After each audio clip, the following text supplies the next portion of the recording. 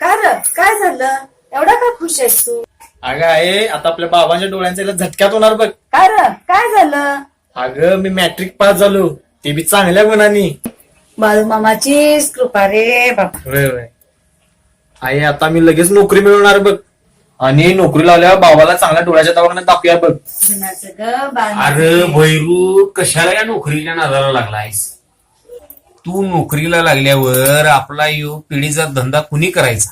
अरे आपल्या आतापर्यंतच्या पिढ्यांनी ह्योच धंदा केलाय. बाबा तुला आता काय बी दिसत नाही बघ, आणि तुला असं बघून माझ्या काळजात धोका चुकते र. मी आता मॅट्रिक पास झालोय, चांगले गुण बी मिळवल्यात. इस्तव लाव तुझ्या त्या मॅट्रिकला आणि फॅट्रिकला. अरे आपल्या जातीच्या लोकांनी कुणी बी जवळ करत नाही हे माहिती आहे ना हो तुला? आमासनी देवानी एकच काम नेमून दिले, चपल शिवायचं आणि एकायचं. अहो असं काय बोलतायसा पोराला? अगं खरं तेच बोलतोय म्या. भैरू तू काय नाही, आपला पिढीचा हा यूज धंदा करायचा.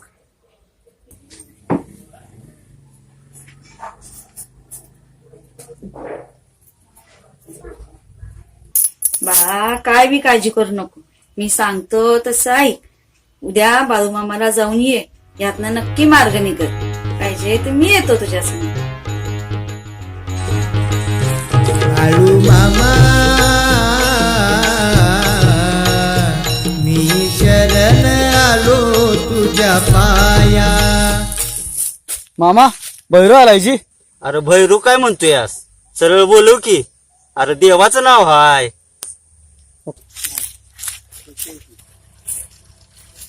ये भैरवनाथा आला.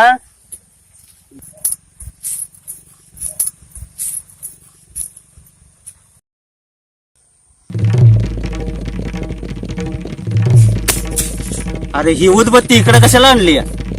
तिकडे डोंगरावर मसोबा आहे, तिकडे नेऊन लाव जा की. आणि ही कोण रे? ही माझी आई आहे मामा. तुझी आय आहे वय? थांब. अरे या जगात कुणाचं कायमचं चांगलं डोळं आहे, तो तुझ्या बाचं डोळं चांगलं होणार आहे. अरे बाळूमामानं तर मी काहीच सांगितलं नव्हतं, त्यांना कसं कळालं?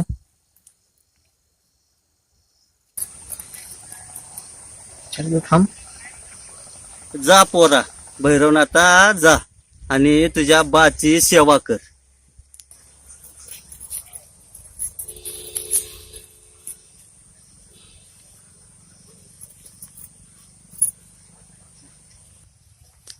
अरे कोण आहे तिकडे? अरे माझ्या पायतानाचा अंगठा तुटला या, कुणीतरी लावून आणा जावा की रे. मामा मी लावून आणतो, द्या तुमच्या पायतानाचा अंगठा. अरे हात लावशील बाजूला हो. भोसडीच्या परमेश्वरानं तुझा जन्म लेखणीसाठी घातलाय, त्याचा चांगला उपयोग करून घे. तुझा जन्म चपल शिवण्यासाठी नाही बघ. मामा तू अंतर्यामी आहेस बघ.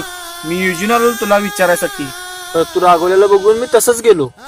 खरंच तू माझ्या मनातलं ओळखलंस आणि त्याच्या उपाय बी सांगितलास. खरंच तू धन्य आहेस मामा, धन्य आहेस. बाळूमामांच्या नावानं चांग भलं, बाळूमामांच्या नावानं चांग भलं, बाळूमामांच्या नावानं चांग भलं.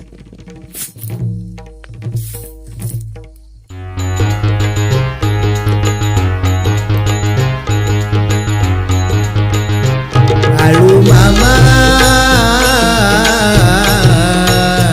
मी शरण आलो तुझ्या पाया.